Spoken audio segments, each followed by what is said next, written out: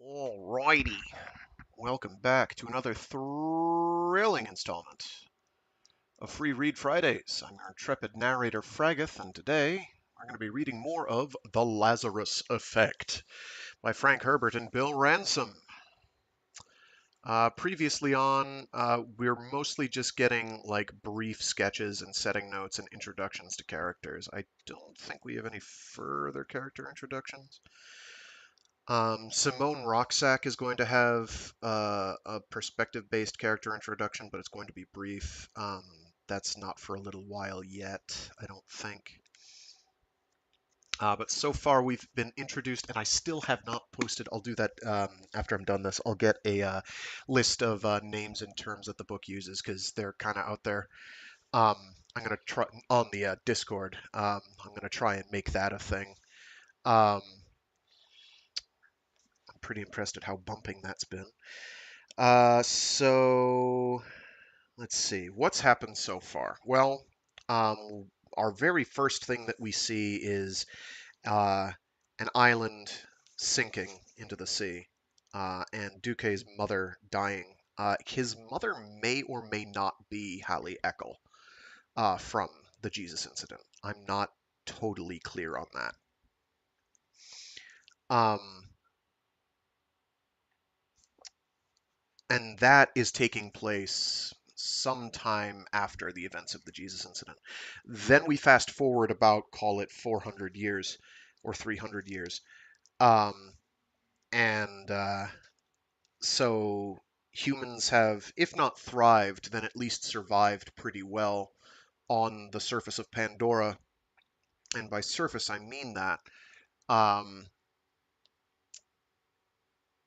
because all land is now underwater. So you've got two camps, basically.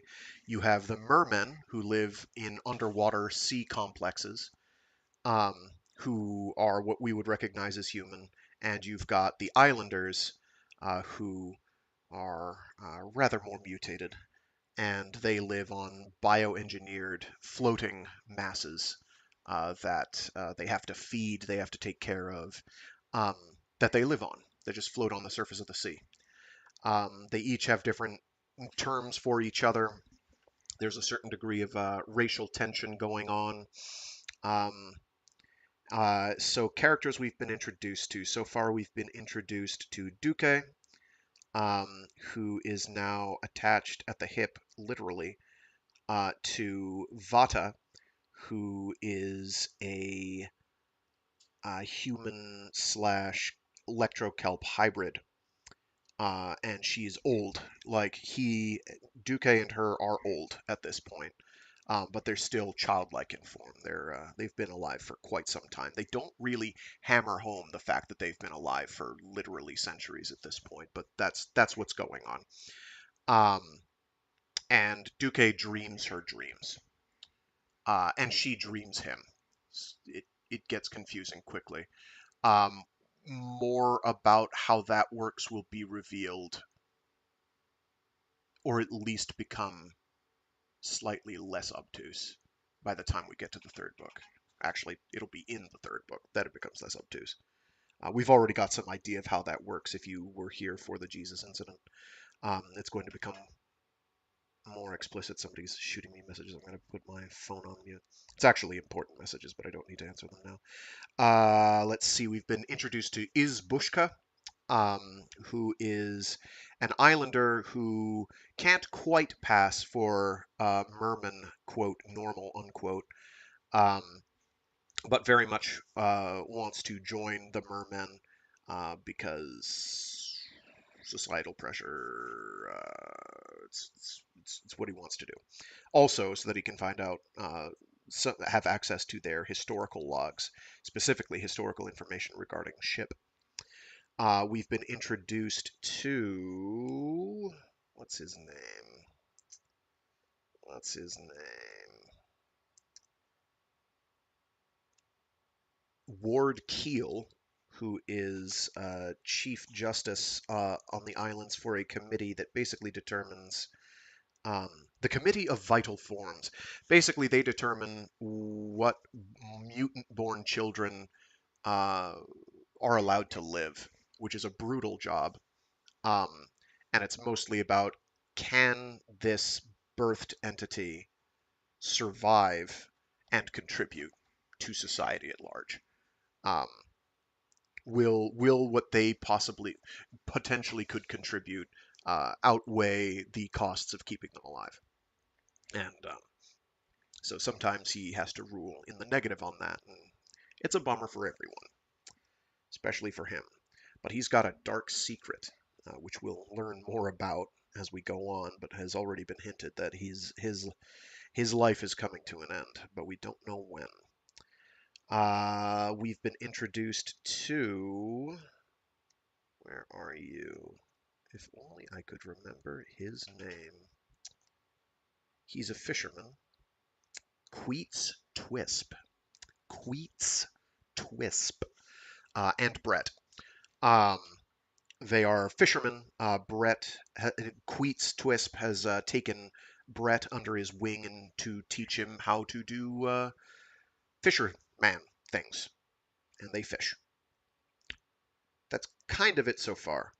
Um, we've been introduced to a number of other characters, some of whom will be more and less important as time goes by.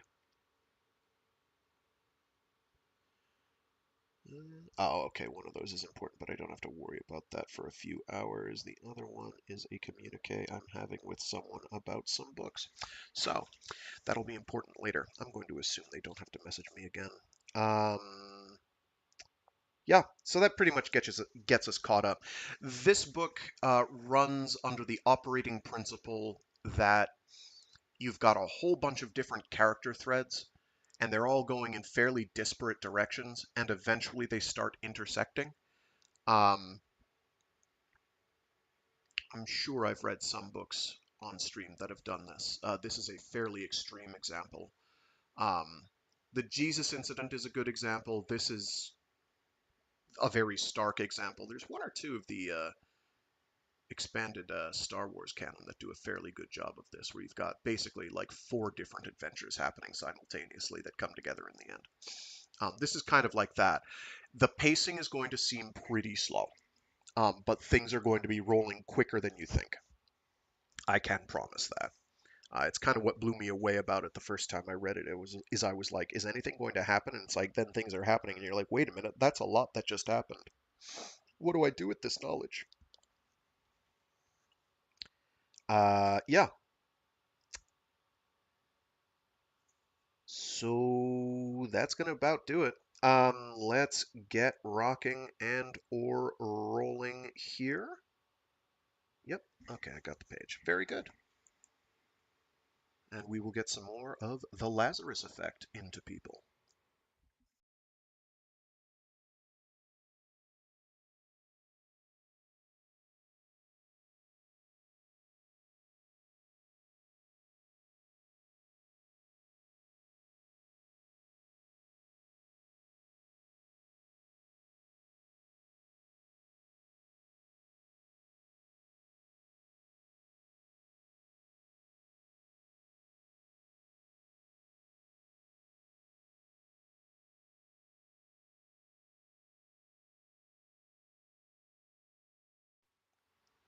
How cruel of ship to leave everything we need circling out of reach above us while this terrible planet kills us off one by one. 6 births last nightside, all mutant. 2 survive. Hallie Eckel, The Journals. Feeling the warmth of the suns through the open hatch, Izbushka rubbed the back of his neck and shook himself. It was as close as he could let his body get to a shudder in the presence of Gallo and the other men of this Merman submersible crew. Pride made me accept Gallo's invitation, Bushka decided. Pride and curiosity, food for the ego. He thought it odd that someone, even someone as egocentric as Gallo, would want a personal historian. Bushka felt the need for caution all around him. The Mermen sub they occupied was familiar enough. He had visited aboard Mermen subs before when they docked at Vachon. They were strange craft, all of their equipment hard and unforgiving, dials and handles and glowing instruments. As a historian, Bushka knew these mermen craft were not much different from those constructed by Pandora's first colonists before the infamous Time of Madness that some called the Night of Fire. Quite a bit different from your Islander subs, eh? Gallo asked. Different, yes, Bushka said, but similar enough that I could run it. Gallo cocked an eyebrow, as if measuring Bushka for a different suit. I was on one of your Islander subs once, Gallo said. They stink. Bushka had to admit the organics that formed and powered Islander submersibles did give off a certain odor reminiscent of sewage. It was the nutrient, of course. Gallo sat at the sub's controls to one side and ahead of Bushka, holding the craft steady on the surface. The space around them was larger than anything Bushka had seen in an Islander sub, but he had to avoid bumping into hard edges. Bushka had already collected bruises from hatch rims, seat arms, and the handles of compartment doors. The sea was producing a long swell today, gentle by Islander standards, just a little wash and slap against the hull. They had not been long into this little excursion, as Gallo called it, before Bushka began to suspect that he was in actual danger. Ultimate danger. He had the persistent feeling that these people would kill him if he didn't measure up, and it was left to him to find out what measuring up might mean. Gallo was planning some kind of revolution against the Merman government.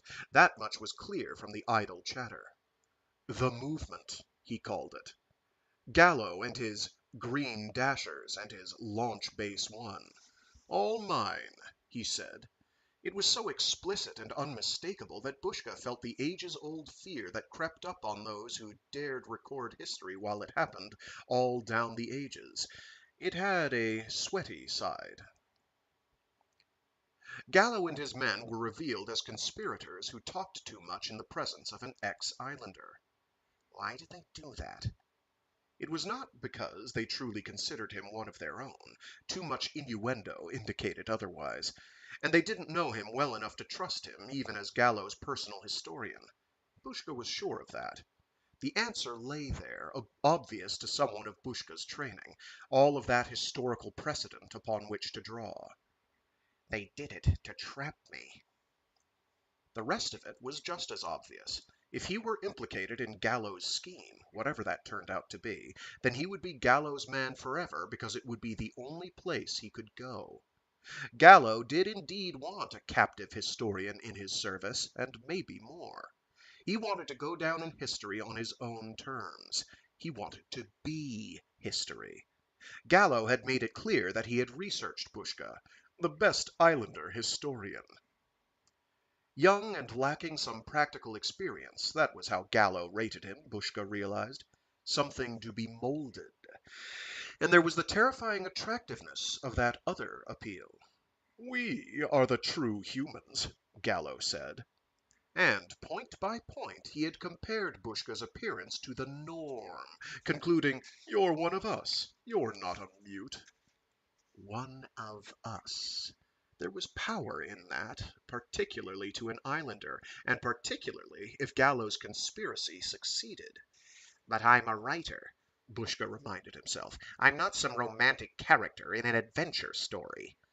History had taught him how dangerous it was for writers to mix themselves up with their characters, or historians with their subjects. The sub took an erratic motion, and Bushka knew someone must be undogging the exterior hatch. Gallo asked, "Are you sure that you could run this sub?" Of course. The controls are obvious. Are they really? I watched you. Islander subs have some organic equivalents, and I do have a master's rating, Gallo. Gilar, please, Gallo said. He unstrapped himself from the pilot's seat, stood up, and moved aside. We are companions, Companions use first names. Bushka slid into the pilot's seat at Gallo's gesture and scanned the controls. He pointed to them one by one, calling out their functions to Gallo. Trim, ballast, propulsion, forward, reverse, and throttles, fuel mixture, hydrogen conversion control, humidity injector, and atmospheric control. The meters and gauges are self-explanatory. More? Very good, Gallo said. You are even more of a jewel than I had hoped. Strap in. You are now our pilot. Realizing he had been drawn even further into Gallo's conspiracy, Bushka obeyed. The flutter in his stomach increased noticeably. Again, the sub moved erratically. Bushka flicked a switch and focused a sensor above the exterior hatch. The screen above him showed Ch08, and behind him the scarred face of Gulf Nakano. Those are both names of people, by the way. I'll have to write those out. Those two were living examples of deceptive looks. Zent had been introduced as Gallo's primary strategist, and of course my chief assassin. Bushka had stared at the chief assassin, taken aback by the title. Zent was smooth-skinned and schoolboy innocent in appearance, until you saw the hard antagonism in his small brown eyes. The wrinkle-free flesh that had soft deceptiveness of there we go.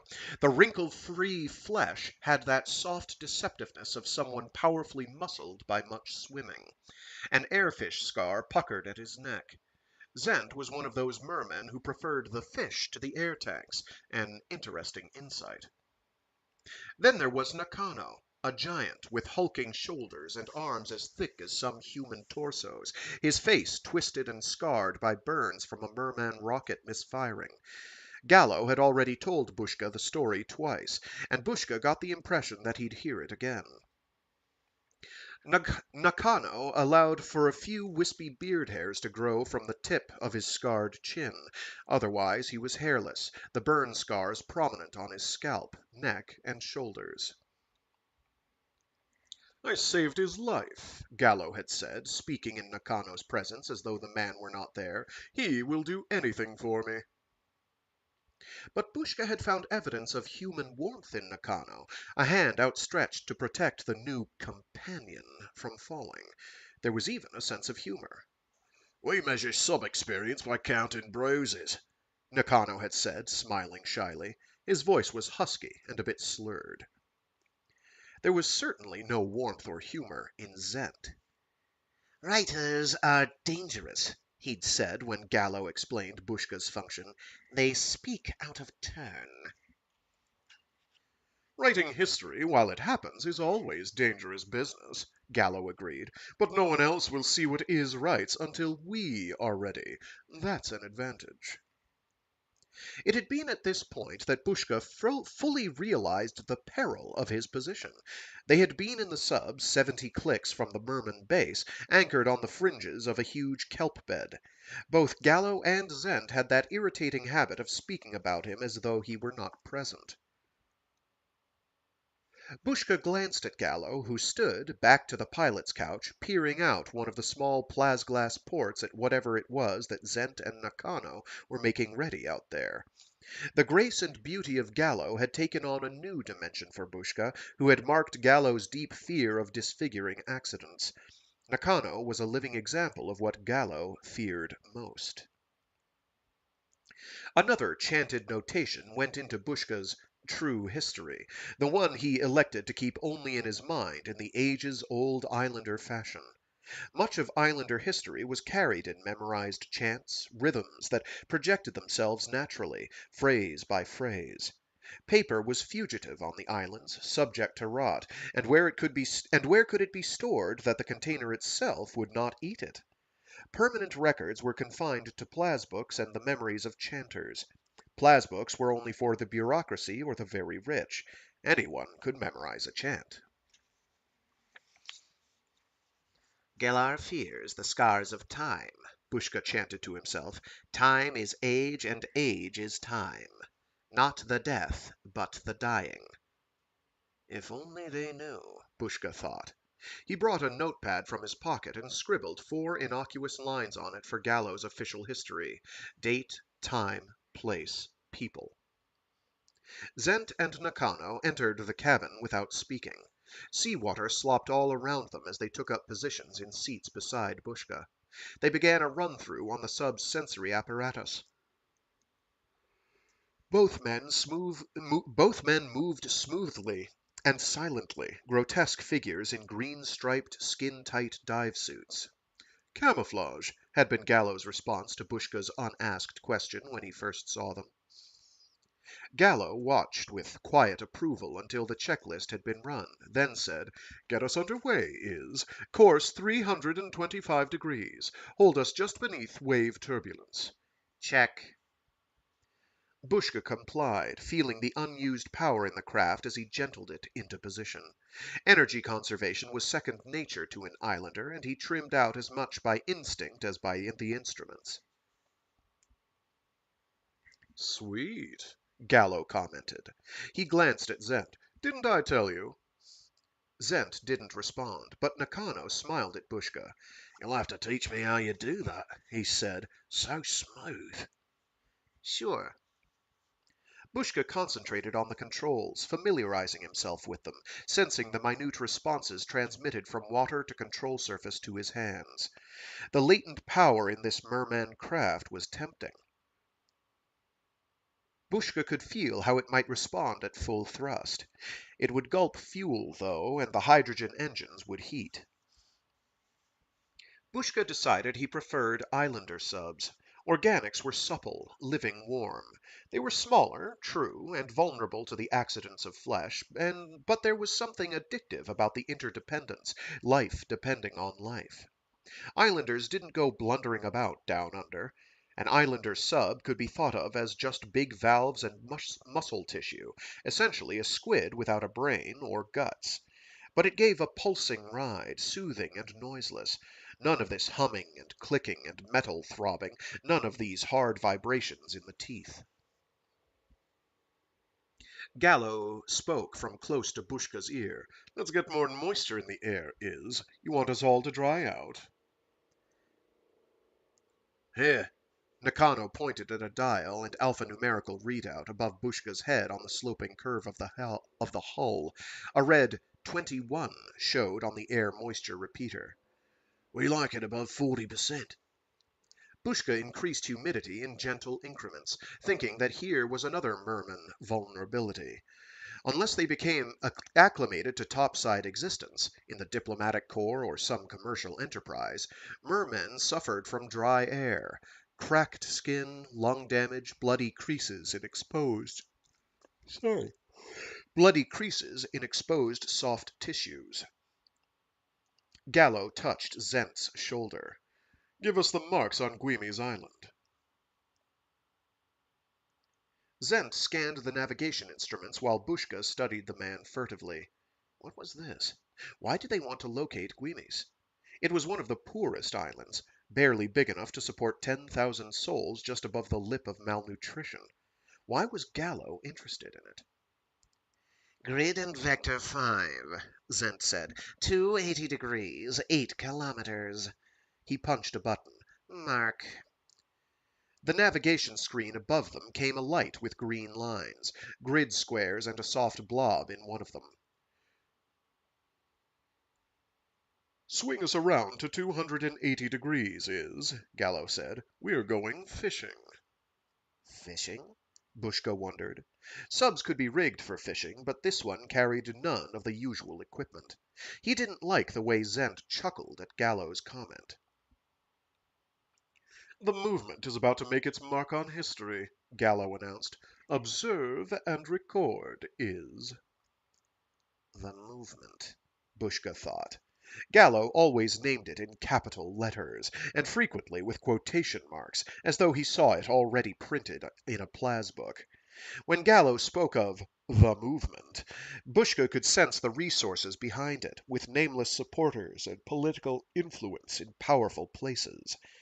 Responding to Gallo's orders, Bushka kicked the drive planes out of their locks, checked the range detectors for obstructions, scanned the trim display and the forward screen. It had become almost automatic.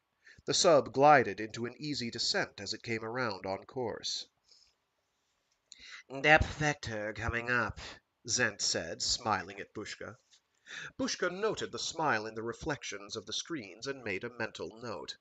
Zent must know it irritated a pilot to read his instruments aloud that way without being asked. Nobody likes being told what they already know. Cabin air getting sticky, Bushka noted. His topside lungs found the high humidity stifling. He backed off the moisture content, wondering if they would object to 35%. He locked on course. On course, Zent said, still smiling. Zent, why don't you go play with yourself? Bushka asked. He leveled the dive planes and locked them. I don't take orders from writers, Zent said. Now, boys, Gallo intervened, but there was amusement in his voice. Books lie, Zent muttered. Nakano, wearing the hydrophone headset, lifted one earphone. Lots of activity, he said. I can't more than 30 fishing boats. A hot spot, Gallo said. There's radio chatter from the island, too, Nakano reported. And music. That's one thing I'll miss. Islander music. Is it any good? Zent asked. No lyrics, but you could dance to it, Nakano said. Bushka shot a questioning look at Gallo. What did Nakano mean? He would miss Islander music. Steady on course, Gallo said. Zent took over Nakano's headphones and said, Galar, you said Guimi's Islanders were damn near floating morons. I thought they didn't have much radio. Guimi's has lost almost half a kilometer in diameter since I started watching it last year, Gallo said. Their bubbly's starving. They're so poor they can't afford to feed their island. Why are we here? Bushka asked. If they only have low-grade radio and malnutrition, what good are they to the movement? Bushka experienced a bad feeling about all this. A very bad feeling. Are they trying to set me up? Make the Islander a patsy for some of their dirty work? A perfect first demonstration, Gallo said. They're traditionalists, hardcore fanatics. I'll give 'em credit for one piece of good sense. When other islands suggest it might be time to move down under, Guimes sends out delegations to stop it. Was that Gallo's secret? Bushka wondered. Did he want all the islanders to stay strictly topside? Traditionalists, Gallo repeated. That means they wait for us to build land for them. They think that we like them so much we'll make them a gift of a couple of continents. Keep toting that rock, slapping that mud, plant that kelp. The three mermen laughed, and Bushka smiled in response. He didn't feel like smiling at all, but there was nothing else to do. Things would go much easier if islanders would learn to live the way we do. All of them? Zent asked. Bushka noted a growing tension as Nakano failed to respond to Zent's question. Presently, Gallo said, Only the right ones, Gulf. Only the right ones, Nakano agreed, but there was no force in his voice. Damned religious troublemakers, Gallo blurted. You've seen the missionaries from Guimes, is? When our islands have been on proximate drifts, Bushka said, any excuse for visiting is a good one, then. Mixing and visiting is a happy time. And we're always pulling your little boats out of the sea or giving you a tow, Zent said. For that you want us to keep slopping mud. So, Gallo said, patting Zent's shoulder, is one of us now. We can't get this foolishness under control any too soon for me, Zent said. There's no reason for anyone to live anywhere but down under. We're already set up. Bushka marked this comment, but wondered at it. He felt Gallo's hatred of Guimes, but the mermen were saying that everyone should live down under. Everyone living as rich as the mermen? There was some sadness to that thought. What would we lose of the old islander ways? He glanced up at Gallo. Guimes, are we? It was a mistake to elevate a Guimian to CP, Gallo said. Guimians never see things our way. Island on visual, Zent reported. Half speed, Gallo ordered. Bushka complied. He felt the reduction in speed as an easing of the vibration against his spine. What's our vertical relationship? Gallo asked. We're coming in about 30 meters below their keel, Zent said. Shit, they don't even have outwaters. Look, no small boats at all ahead of their drift. It's a wonder they're still in one piece, Nakano said. Bushka caught a wry edge to the statement that he didn't quite understand. Set us directly under their keel is, Gallo said. What are we doing here? Bushka wondered as he obeyed the order. The forward display screen showed the bulbous lower extremity of Guimes, a thick red-brown extrusion of bubbly with starved sections streaming from it. Yes, Guimes was in bad condition. They were starving essential parts of their island. Bushka inhaled quick, shallow breaths of the thick, moist air. The Mermen sub was too close for simple observation, and this was not the way you approached an island for a visit. Drop us down another 50 meters, Gallo ordered. Bushka obeyed, using the descent propulsion system and automatically adjusting trim. He felt proud that the sub remained straight and level as it settled. The upward display, set wide angle, showed the entire island as a dark shadow against the surface light. A ring of small boats dappled its edges like beads in a necklace. Bushka estimated that Guimes was no more than 6 clicks in diameter at the waterline. He put the depth at 300 meters. Long strips of organics floated dreamlike in the currents around the island. Entire bulkheads of bubbly blackened the surrounding water with dead rot. Thatchings of thin membranous material patched the holes. Probably spinneret webbing.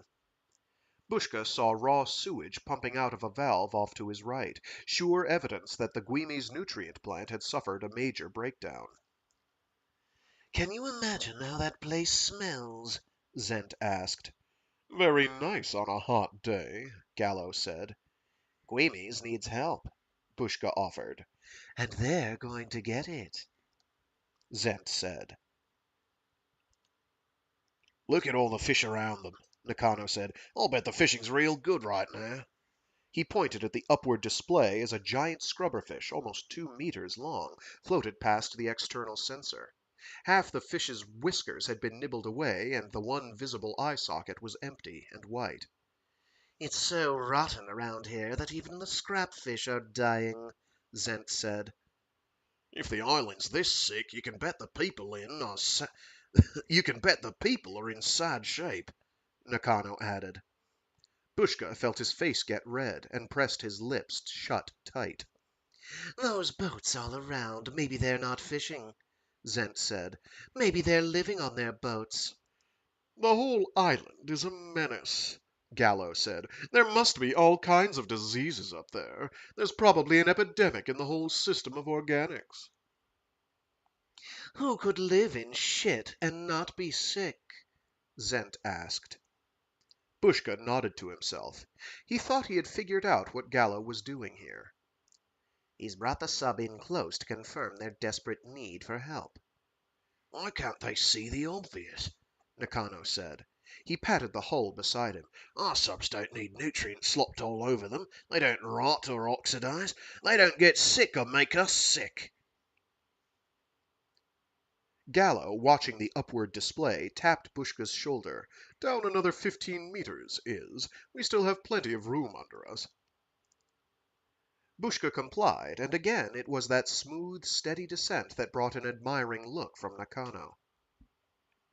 I don't see how islanders can live under those conditions. Zent shook his head. Sweating out weather, food, dashers, disease, any one of 100 mistakes that would send the whole pack of them to the bottom. They've made that mistake, now haven't they so? Gallo asked. Nakano pointed at a corner of the upward display. There's nothing but some kind of membrane where their drift watch should be.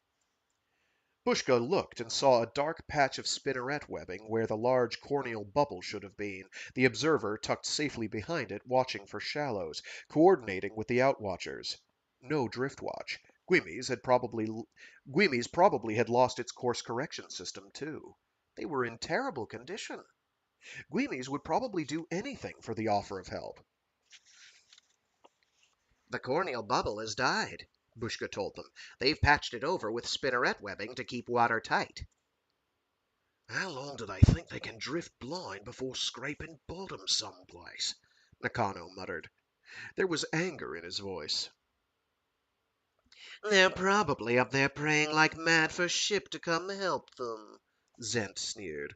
Or they're praying for us to stabilize the sea and bring back their precious continents, Gallo said. And now that we're getting it whipped, they'll be crying about bottoming out on the land we've built. Well, let 'em pray. They can pray to us.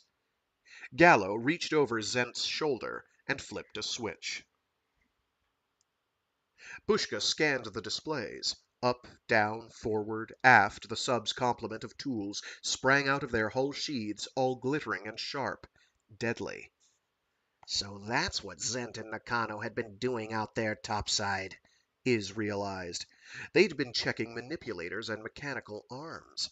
Bushka scanned them once more. Trenchers, borers, tampers, cutters, a swing boom, and the forward heliarc welder. Heliarc welder, on its articulated arm. They gleamed brightly in the wash of the exterior lights. What are you doing? Bushka asked. He tried to swallow, but his throat was too dry in spite of the humidity. Zent snorted.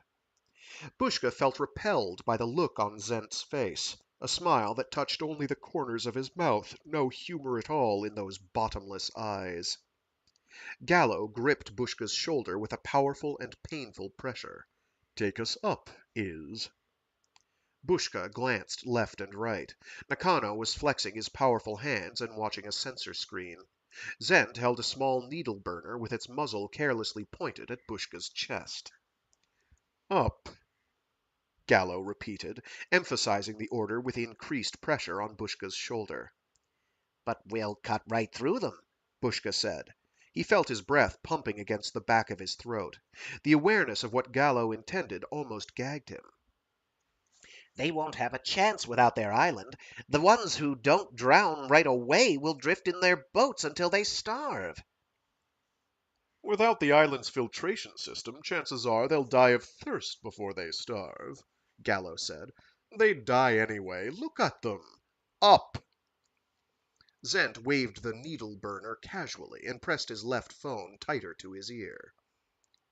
Bushka ignored the needle burner's threat. Or dashers will get them, he protested, or a storm. "Hold it," Zent said, leaning toward his left earphone while he pressed it harder. "I'm getting free sonics of some kind. A sweeping pulse from the membrane, I think." Zent screamed and tore the earphone from his head. Blood trickled from his nostrils. "Take it up, damn you!" Gallo shouted.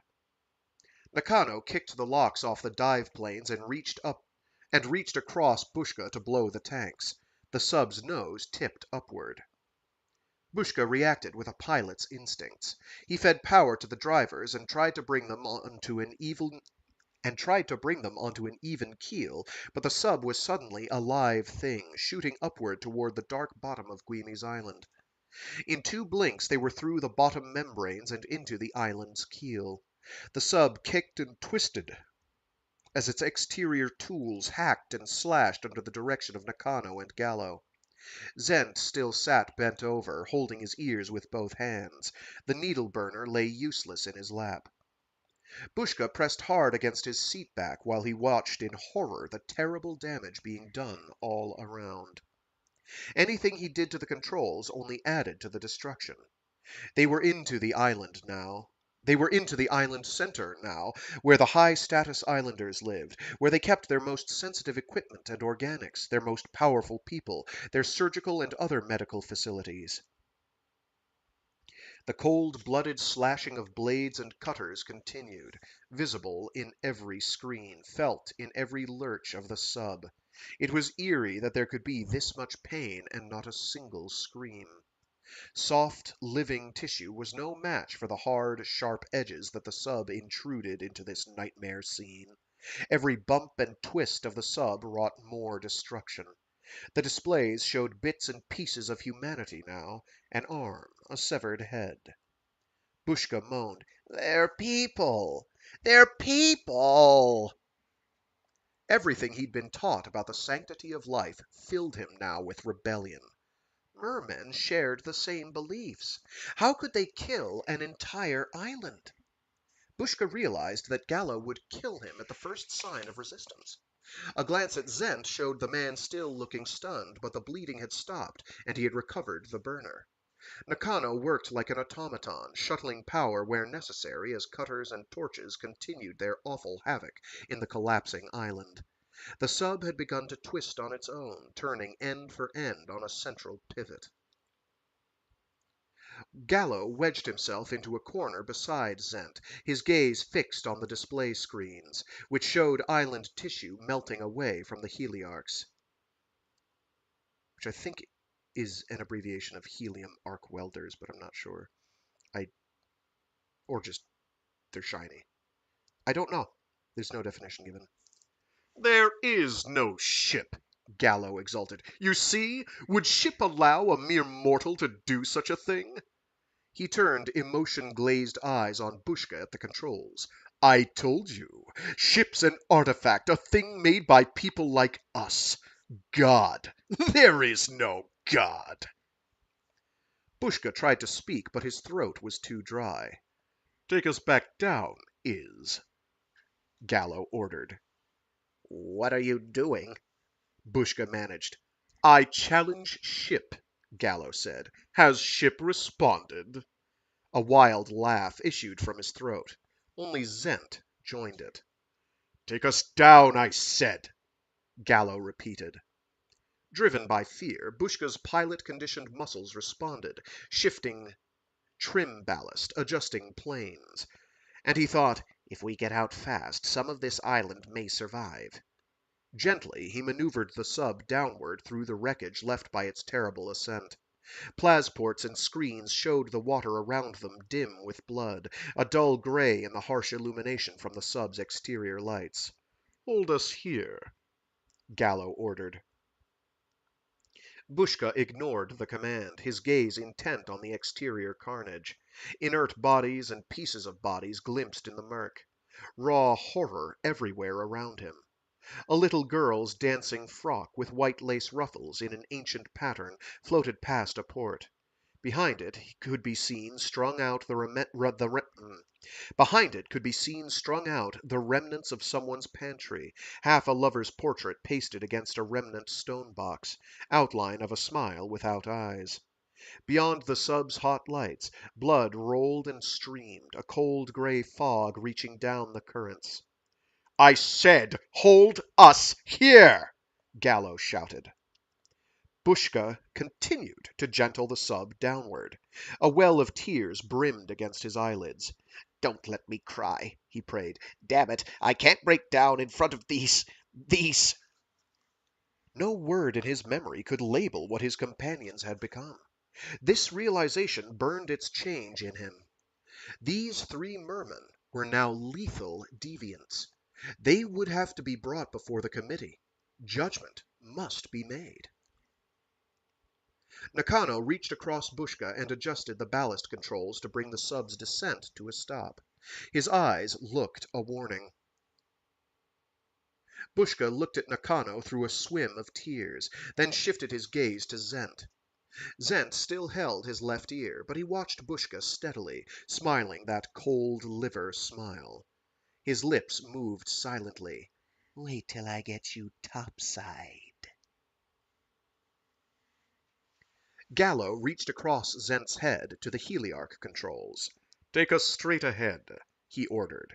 He snapped a polarized shield in place and tightened down the twin snouts of the bow heliarch.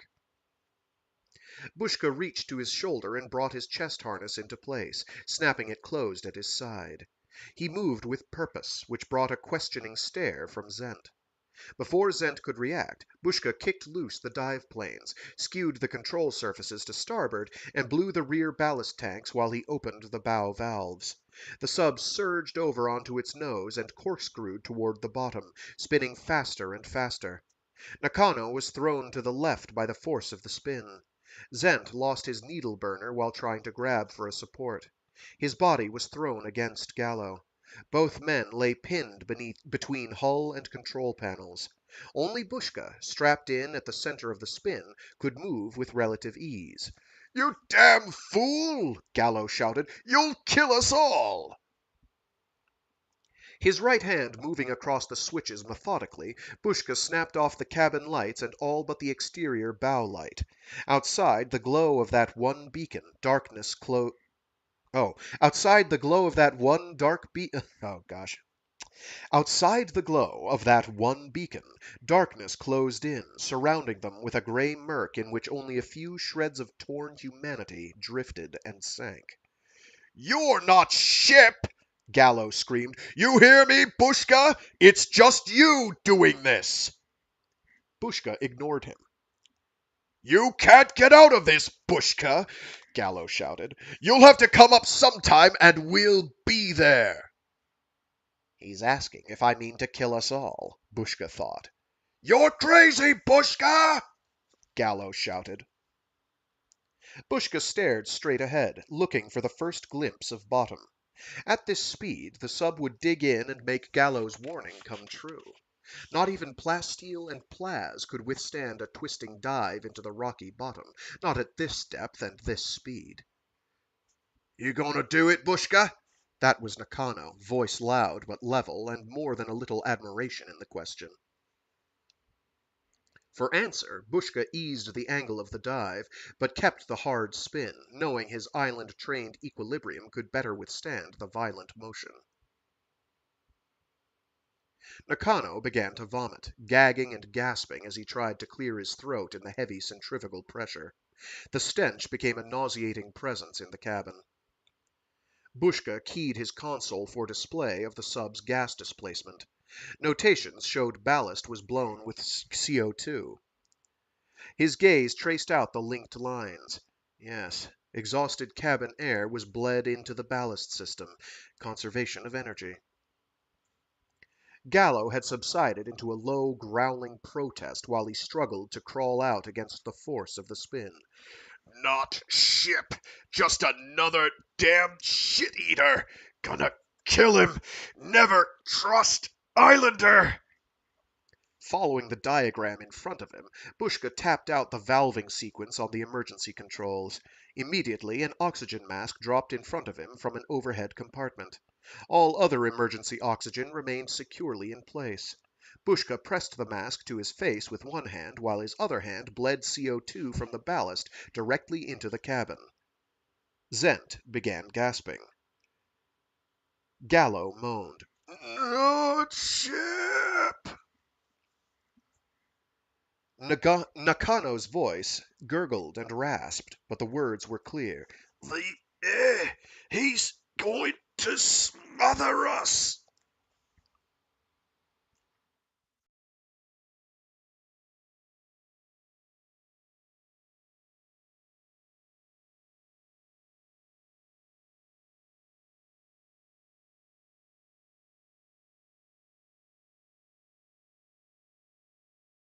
Justice does not happen by chance. Indeed, something that subjective may never have happened at all. Ward Keel, Journal. Maritime Court did not go at all as Queets Twisp had expected. Killing a merman in the nets had never been an acceptable accident at sea, even when all the evidence said it was unavoidable. The emphasis was always on the deceased and the needs of the surviving merman family. Mermen were always reminding you of all the islanders they saved every year with their pickup crews and search teams.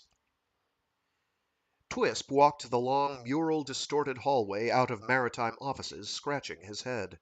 Brett almost skipped along beside him, a wide grin on his face. "See?" Brett said. "I knew we were worried for nothing. They said it wasn't a merman in our net. No merman lost, nobody that wasn't accounted for. We didn't drown anybody at all." "Wipe that grin off your face," Twisp said. "But Queets—" "Don't interrupt me!" he snapped. "I had my face down there in the net. I saw the blood. Red. Dasher blood's green. Now, didn't it seem to you they got us out of court too fast?" "It's a busy place and we're small time. You said that yourself." Brett paused, then asked, Did you really see blood? Too much for a few beat-up fish. The hallway let them out into the wide third-level perimeter concourse with its occasional viewports opening out onto the surging sea and the spume flying past. Weather had said there was a 50-click wind today with a chance of rain. The sky hung gray, hiding the one sun that had headed downward into the horizon, the other already gone. Rain? Twisp thought weather had made one of its infrequent errors. His fisherman's sense said the wind would have to increase before any rain came today. He expected sunshine before sunset. Maritime has other things to do than worry about every small time. Brett broke off as he saw the bitter expression on Twisp's face. I mean, I know what you mean. We're really small time now. Losing that catch cost me everything. Depth gear, nets, new stun shield charges, food, the skull. Brett was almost breathless trying to keep up with the older man's longer, firmer strides. but we can make another start if. How? Twisp asked with a toss of one long arm. I can't afford to outfit us. You know what they'll advise me in Fisherman's Hall? Sail my boat and go back to the subs as a common crewman. The concourse widened into a long ramp. They walked down without speaking and out onto the wide second-level terrace with its heavily cultivated truck gardens. Maze-like access lanes crooked their way to the high railing overlooking the wider first level. As they emerged, gaps began to appear in the overcast, and one of Pandora's sons made liars out of the meteorologists at weather. It bathed the terrace in a welcome yellow light. Brett pulled at Twisp's sleeve. Queets, you wouldn't have to sail the boat if you got a loan, and I've got loans up to here, Twisp said, touching his neck. I just cleared my accounts when I brought you on. I won't go through that again. The boat goes. That means I have to sell your contract. Twisp sat on a mound of bubbly at the rail and looked out over the sea. The wind speed was dropping fast, just as he'd expected. The surge at the rim of the island was still high, but the spume shot straight up now. best fishing weather we've had in a long time, Brett said. Twisp had to admit this was true. Why did Maritime let us off so easy? Twisp muttered. We had a merman in the net. Even you know that, kid. Something fun is going on. But they let us off. That's the important thing. I thought you'd be happy about it. Grow up, kid. Twisp closed his eyes and leaned back against the rail. He felt the cool water breeze against his neck. Oh, sorry. He felt the cool water breeze against his neck. The sun was hot on his head. Too many problems, he thought. Brett stood directly in front of Twisp. You keep telling me to grow up. It looks to me like you could do some growing up yourself. If you'd only get a loan and. If you won't grow up, kid, then shut up. It couldn't have been a tripod fish in the net, Brett persisted. No way. There's a different feel. That was a merman, and the dashers got him. Twisp swallowed. Or her. Up to something, too, from the look of things.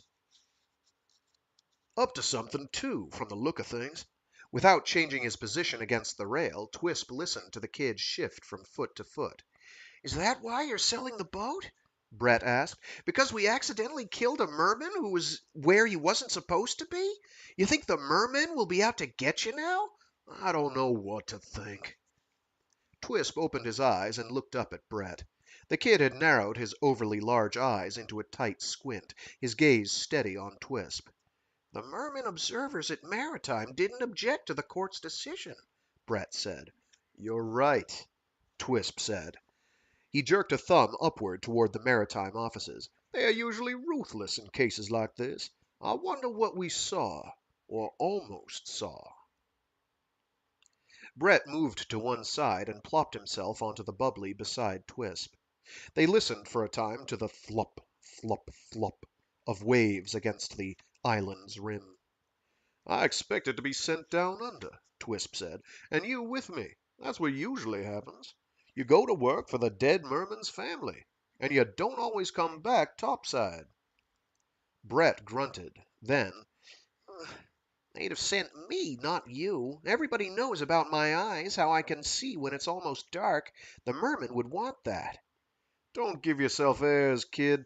Mermen are damned cautious about who they let into their gene pool. They call us mutes, you know. And they don't mean something nice when they say it. We're mutants, kid, and when we go down under, it's to fill a dead man's dive suit. Nothing else. Maybe they didn't want this job filled, Brett said. Twisp rapped a fist on the resilient organics of the rail. Or they didn't want anybody from topside to know that what that merman's job was. That's crazy. Twisp did not respond. They sat quietly for a while as the lone sun dipped lower. Glancing over his shoulder, Twisp stared at the horizon. It bent away in the distance to a bank of black sky and water. Water everywhere. I can get us outfitted, Brett said. Twisp was startled but remained silent, looking at the kid. Brett, too, was staring off at the horizon. Twisp noticed that the boy's skin had become fisherman dark, not the sickly pale he had displayed when he first boarded the coracle. The kid looked leaner, too, and taller. Didn't you hear me? Brett asked. I said, I heard you. For someone who pissed and moaned most of the time he was out there fishing, you sound pretty anxious to get back on the water. I didn't moan about. Just joking, kid. Twisp raised a hand to stop the objections. Don't be so damn touchy. His face flushed. Brett looked down at his boots. Twisp asked, How would you get this loan? My parents would loan it to me, and I'd loan it to you. Your parents have money? Twisp studied the kid, aware that this revelation did not surprise him. In all the time they'd spent together, though, Brett had never talked about his parents, and Twisp discreetly had never asked. Islander etiquette. They're close to center, Brett said. Next ring out from the lab and committee. Twisp whistled between his teeth. What do your parents do that gets them quarters at center? Brett's mouth turned up in a crooked grin. Slurry. They made their fortune in shit. Twisp laughed in sudden awareness. Norton! Brett! Norton! Your folks are the Nortons? Norton, Brett corrected him. They're a team, and they bill themselves as one artist. Shit painting, Twisp said. He chuckled. They were the first, Brett said, and it's nutrient, not shit. It's processed slurry. So your folks dig shit, Twisp teased. Come on, Brett objected. I thought I got away from that when I left school. Grow up, Twisp. All right, kid, he laughed. I know what slurry is. He patted the bubbly beside him. It's what we feed the island. It's not that simple, Brett said. I grew up with it, so I know. It's scraps from the fish processors, compost from the agraria, table scraps, and just about everything. He grinned. Including shit. My mother was the first chemist to figure out how to color the nutrient like they do now without hurting the bubbly. Forgive an old fisherman, Twisp said. We live with a lot of dead organics, like the membrane on the hull of my coracle. Island side, we just pick up a bag of nutrient, mix it with a little water, and spread it on our walls when they get a little gray. Don't you ever try the colored stuff and make a few of your own murals on your walls? Brett asked. I'll leave that to the artists like your folks, Twisp said. I didn't grow up with it the way you did. When I was a kid, we only had a bit of graffiti, no pictures. It was all pretty bland, brown on gray. We were told they couldn't introduce other colors because that interfered with absorption by the decks and walls and things. And you know, if our organics die, he shrugged. How'd your folks stumble onto this? They didn't stumble. My mother was a chemist and my father had a flair for design. They went out with a wall feeding crew one day and did a nutrient mural on the radar dome near the slurry side rim. That was before I was born. Two big historical events, Twisp joked. The first shit painting and the birth of Brett Norton. He shook his head in mock seriousness. Permanent work, too, because no painting lasts more than about a week. Brett spoke defensively. They keep records, hollows and such. Some of their friends have worked up musical scores for the gallery and theater shows. How come you left all that? Twisp asked. Big money, important friends? You never had some big shot pat you on the head and say, "Here's our new little painter." And you didn't want that? Brett turned his back on Twisp so fast that Twisp knew the kid was hiding something. Haven't I worked out well enough for you? Brett asked. You're a pretty good worker, kid. A little green, but that's part of the bargain on a new contract. Brett didn't respond, and Twisp saw that the kid was staring at the maritime mural on the inner wall of the second level. It was a big and gaudy mural aglow in the hard light of the setting sun, everything washed a fine crimson. Is that one of their murals? Twisp asked. Brett nodded without turning. Twisp took another look at the painting, thinking of how easy it was these days to walk past the decorated hallways, decks, and bulkheads without even noticing the color. Some of the murals were sharply geometric, denying the rounded softness of islander life. Famous murals, ones that kept Norton in constant, high-priced demand, were the great historical pieces barely applied before they began their steady absorption toward the flat gray of hungry walls. The maritime mural was something new in a Norton wall, an abstraction, a study in crimson and the fluidity of motion. It glowed with an internal power in the low light of the sun, seeming to boil and seethe along its rim like an angry creature or a thunderstorm of blood. The sun lay almost below the horizon, throwing the sea's surface into the little dusk. A fine line of double light skittered across the top of the painting. Then the sun dipped below the horizon, and they were left with the peculiar afterglow of sunset on Pandora.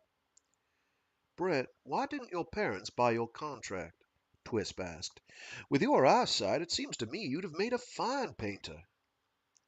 The dim silhouette in front of Twisp turned, a fuzzed outline against the lighter background of the mural. I never offered my contract for sale, Brett said.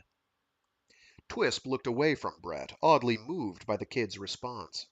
It was as though they suddenly had become much closer friends. The unspoken revelations carried a kind of cement, which sealed all of their shared experiences out on the water, out there where each depended on the other for survival.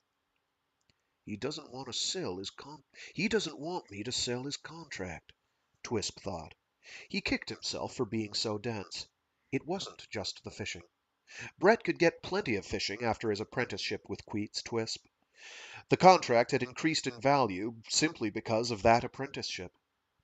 Twisp sighed. No, the kid did not want to be separated from a friend. I still have credit at the Ace of Cups, Twisp said. Let's go get some coffee and whatever. Twisp waited, hearing the little shufflings of Brett's feet in the growing dark. The island's rim lights began their nightly duty, homing beacons for the time between suns. The lights started with a blue-green phosphorescence of wave tops, bright because the night was warm, then grew even brighter as the organics ignited. Out of the corners of his eyes, Twisp saw Brett wipe his cheeks quickly as the lights came up. Hell, we're not breaking up a good team yet, Twisp said. Let's go get that coffee. He had never before invited the kid to share an evening at the Ace of Cups, although it was well known as a fisherman's hangout. He stood and saw an encouraging lift to Brett's chin. I'd like that, Brett said. They walked quietly down the gangway and along the passages with their bright blue phosphorescence to light the way. They entered the coffee house through the wool-lined arch, and Twisp allowed Brett a moment to look around before pointing out the really fancy feature for which the Ace of Cups was known throughout the islands, the rimside wall. From deck to ceiling it was solid wool, a softly curling caracole of iridescent white. Yes, that says wool.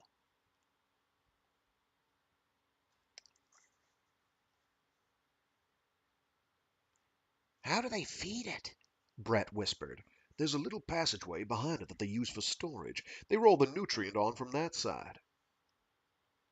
There were only a few other drinkers There were only a few other early drinkers and diners, and these paid little attention to the newcomers. Brett ducked his head slightly into his shoulder blades, trying to see everything without appearing to look. "Why did they choose wool?" Brett asked. He and Twisp threaded their way through the tables to the rim wall. "Keeps out noise during storms," Twisp said. "We're pretty close to the rim." They took chairs at a table against the wall, both table and chairs made of the same dried and stretched membrane as the coracles. Brett eased himself into a chair gingerly, and Twisp remembered the kid's first time in the coracle. "You don't like dead furniture?" Twisp said. Brett shrugged. "I'm just not used to it." "Fishermen like it. It stays put, and you don't have to feed it. What'll you have?" Twisp waved a hand toward Gerard, the owner, who lifted head and shoulders from the raised well behind the bar, a questioning look on his enormous head. Tufts of black hair framed a smiling face. "I hear they have real chocolate," Brett whispered. "Jared'll slip a little boo in it if you ask." "No, no thanks." Twisp lifted two fingers with the palm of his hand over them, the house signal for chocolate. Then he winked once for a dash of boo in his own. Presently Gerard signaled back that the order was ready. All of the regulars knew Gerard's problem. His legs fused into a single column with two toeless feet. The proprietor of the Ace of Cups was confined to a Mermen-made motorized chair, a sure sign of affluence. Twisp rose and went to the bar to collect their drinks. "Who's the kid?" Gerard asked as he slid two cups across the bar. "Booze in the blue." He tapped the blue cup for emphasis. "My new contract," Twisp said. "Brett Norton." "Oh, yeah? From down center?" Twisp nodded. "His folks are the shit painters." "Oh, His folks are the shit painters. how come everybody except me knew that?" "How come everybody except me knew that?" Twisp asked. "'Cause you keep your head buried in a fish tote," Gerard said. His ridged forehead drew down, and his green eyes twinkled in amusement. "It's a mystery whatever brought him out to fish," Twisp said. "If I believed in luck, I'd say he was bad luck. But he's a damn nice kid." "I heard about you losing your gear and your catch," Gerard said. "What are you going to do?" He nodded toward where Brett sat watching them. "His folks have money." "So he says," Twisp said. He balanced the cups for his return to the table. "See ya." "Good fishing." Gerard said. It was an automatic response, and he frowned when he realized he'd said it to a netless fisherman. "We'll see," Twisp said, and returned to the table. He noted that the action of the deck underfoot had picked up slightly. Could be a storm coming. They sipped quietly at their chocolate, and Twisp felt the boo settling his nerves. From somewhere in the quarters behind the counter, someone played a flute, and someone else tapped out a backup on water drums. "What were you two talking about?" Brett asked. "You." Brett's face flushed noticeably under the dim lights of the coffee house. What were you saying?" "Seems everybody but me knew about you being from down center. That's why you don't like dead furniture." "I got used to the coracle," Brett said. "Not everybody can afford organics, or wants 'em," Twisp said. "Costs a lot to feed good furniture, and organics don't make the best small boats 'cause they can go wild when they get into a school of fish. The subs are specially designed to prevent that." Brett's mouth began to twitch into a smile. "You know, when I first saw your boat and heard you call it a coracle, I thought coracle meant carcass." They both laughed, Twisp a little unsteadily from the boo. Brett stared at him. "You're drunk." Mimicking Brett's tone, Twisp said, "Kid, I'm getting downright inebriated. I may even have another boo." "My folks do that after an art show," Brett said. "And you didn't like it," Twisp said. "Well, kid, I am not your folks. Neither one of 'em." A hooter went off just outside the Ace of Cups hatchway. The wall pulsed with the blast of sound. "Wave wall!" Brett shouted. "Can we save your boat?" Brett was already up and headed out of the coffee house in a press of pale-faced fishermen. Twisp lurched to his feet and followed, motioning to Gerard not to dog the hatch. The deck outside already was awash from a few low breakers. The passage was filled with people lurching and splashing toward hatchways. Twisp shouted at Brett's retreating back far up the passage. "Kid, no time! Get inside!"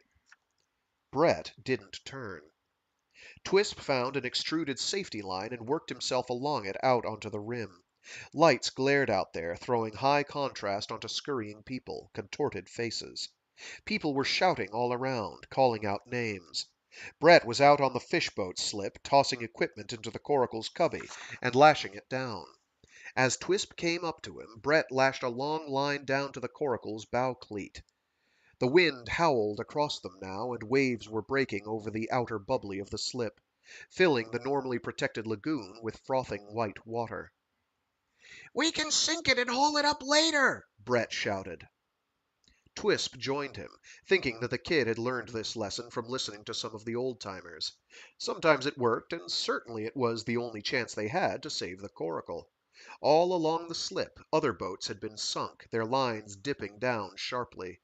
Twisp found a store of ballast rocks near the slip and began passing the heavy load to Brett, who tossed them into the boat. The 5-meter craft was almost awash. Brett jumped in and lashed a cover over the ballast. "Open the valves and jump!" Twisp yelled. Brett reached under the load. A strong jet of water pulsed up from the bottom. Twisp reached a long arm toward Brett just as the wave wall itself swept over the lagoon and crashed into the side of the sinking coracle. Brett's outstretched fingertips grazed Twisp's hand as the coracle went under. The line to the bow, passing across Twisp's right arm, played out in a wet hiss. Twisp grabbed it, burning his palms, yelling, "Brett! Kid!"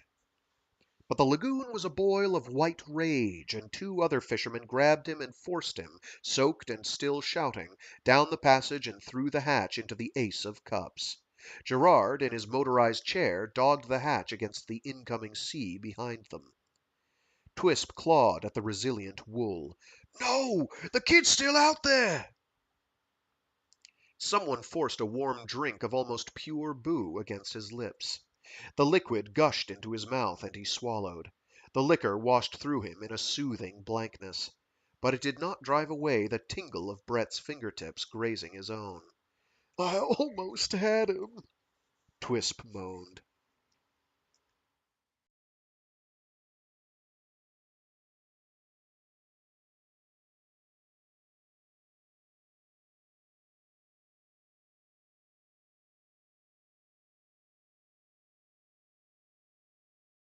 Space is mankind's natural habitat. A planet, after all, is an object in space. I believe humans have a natural drive to be mobile in space, their true habitat. Raja Thomas, The Histories. The image caught on the small stretched sheet of organics was that of a silvery tube flying through the sky. The tube had no wings or any other visible means of support. Only that orange glow from one end, pale fire against the silver and blue of Pandora's sky. The process that had caught the image was fugitive, and the colors already had begun to fade. Ward Keel was held as much by the beauty of it as by its unique implications. Images made this way were a much loved art form among islanders, relying on the light sensitivity of organisms that could be made to adhere in a thin layer on the stretched organics. Pictures on this preparation formed by exposure through a lens were admired as much for their fleeting existence as for their intrinsic beauty. This image, however, in spite of its exquisite play of colors and composition, was deemed by its creator to possess holy significance. Was that not ship, or an artifact from ship? Oh, sorry, there's a question mark there. Was that not ship, or an artifact from ship? The man was reluctant to part with his creation, but Keel used the power of his position to silence argument. He did this kindly and without hurry, relying chiefly on delay, long and convoluted sentences with many references to trust and the well-being of the islands, frequent pauses and silent noddings of his massive head. Both of them were aware that the picture was fading, and before long would be a flat gray surface ready for renewal and the capture of another image. The man left finally, unhappy but resigned, a thin, spindly-legged fellow with two short arms. That's TOO-short. His arms are too short, not two arms. Never mind. An artist, though, Keel had to admit. It was early on a warm day, and Keel sat a moment in his robes, enjoying the breeze that played through the vent system in his quarters. Joy had straightened out some of the rumpled disarray around him before leaving, smoothing the covers on his couch and arranging his clothing across a translucent Plaz sling chair. The matching table's surface in front of him still bore the remains of the breakfast she had fixed for them, squawk eggs and murree. Keel pushed the plate and chopsticks aside and put the stretched sheet with its odd image flat on the table. He stared at it a moment longer, thinking. Presently he nodded to himself and called the chief of Inner Island Security. I'll send a couple of people down in 2 hours, the man said. We'll get right on it. 2 hours is not getting right on it, Keel said. The image will be almost faded out by then. The deeply lined face on the view screen frowned. The man started to speak, then thought better of it. He rubbed his fleshy nose with a thick finger and lifted his gaze. The chief appeared to be reviewing data from a source out of Keel's sight. Mr. Justice, he said presently, someone will meet you in a few minutes. Where will you be? In my quarters. I presume you know where that is? The chief flushed. Of course, sir. Keel switched off, regretting his sharpness with security. They were irritating, but his reaction had come from thoughts aroused by that fading image. It was a disturbing thing. The artist who had captured the image of that object in the sky had not taken it to the CP. Evidence of ship's return, the man thought, but he had taken it to the Chief Justice. What am I supposed to do about it? Keel wondered. But I didn't call the CP either. Simone Roxack would resent this, he knew. He would have to call her soon, but first, a few other matters. The water drum at his door thrummed once, twice. Security here already? He wondered. Taking the fading image of the thing in the sky, Keel walked through the hatchway into his main room, sealing off the kitchen area as he passed. Some islanders resented those who ate privately, those whose affluence removed them from the noisy, crowded press of the mess halls. At the entrance to his quarters he touched the sense membrane and the responsive organics expanded, revealing Karine Ale standing in the arched opening. She gave a nervous start as she saw him, then smiled. Ambassador Ale, he said, momentarily surprised at his own formality. They had been Karine and Ward off the debate floor for several seasons now. Something about her nervous posture, though, said this was a formal visit. Forgive my coming to your quarters without warning, she said, but we have something to discuss, Ward. She glanced at the image in his hand and nodded as though it confirmed something. Keel stood aside for her to enter. He sealed the door against casual entry and watched Ale choose a seat and sink into it without invitation. As always, he was conscious of her beauty. I heard about that, Ale said, gesturing at the stretched sheet of organics in his hand. He lifted the image and glanced at it. You came topside because of this? She held her face motionless for an instant, then shrugged. We monitor a number of topside activities, she said. I've often wondered about your spy system, he said. I am beginning to distrust you, Karine. What is making you attack me, Ward? This is a rocket, is it not? He waved the image at her. A Mermen rocket? Ale grimaced, but did not seem surprised that Keel had guessed. Ward, I would like to take you back down under with me. Let's call it an instructional visit. She had not answered his question, but her attitude was sufficient admission. Whatever was going on, the mermen wanted the mass of islanders and the religious community left out of it. Keel nodded. You're after the Hybe tax. Why was the CP not asked to bless this enterprise? There were those among us, she shrugged. It's a political matter among the leading mermen. You want another merman monopoly, he accused. She looked away from him without answering. How long would this instructional visit require? He asked. She stood. Perhaps a week, perhaps longer. What subject matter will be covered by this instructional visit? The visit itself will have to answer that for you. So I'm to prepare myself for an indefinite visit down under whose purpose you will not reveal until I get there? Please trust me, Ward. I trust you to be loyal to Merman interests, he said, just as I'm loyal to the islanders. I swear to you that you will come to no harm. He allowed himself a grim smile. What an embarrassment it would be to the merman if he died down under. And it could happen. The medics had been indefinite about the near side of the death sentence they had passed on Chief Justice Ward Keel. Give me a few minutes to pack my kit and turn over my more urgent responsibilities to others, he said. She relaxed. Thank you, Ward. You will not regret this. Political secrets always interest me, he said. He reminded himself to take a fresh tablet for his journal. There would be things to record on this instructional visit, of that he was certain. Words on plaz and chants in his memory. This would be action, not speculative philosophy.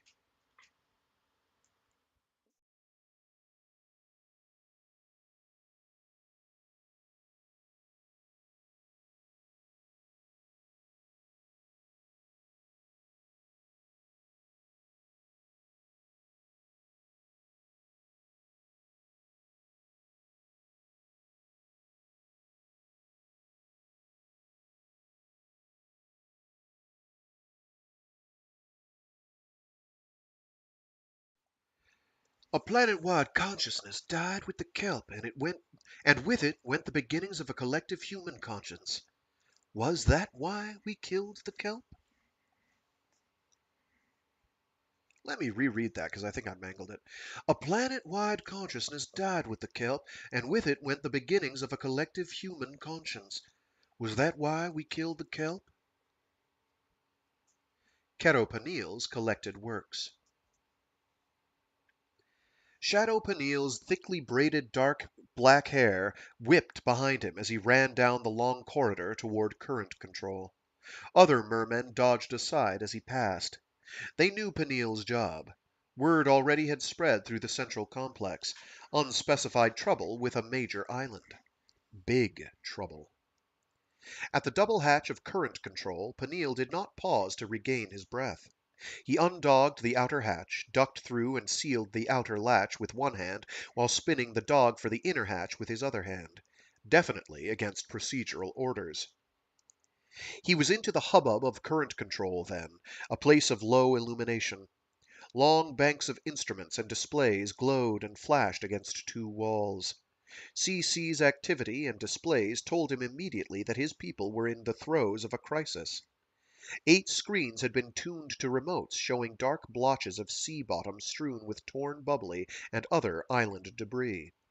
Surface monitors scanned decrepit scatterings of small boats, all of them overcrowded with survivors. Peniel took a moment trying to assess what he saw. The small craft bobbed amidst a wide, oily expanse of flotsam. The few islander faces he saw showed dull shock and hopelessness. He could see many injured among the survivors. Those able to move attempted to staunch blood flowing from jagged slashes in flesh. Some of the injured twisted and writhed from the effects of high temperature burns.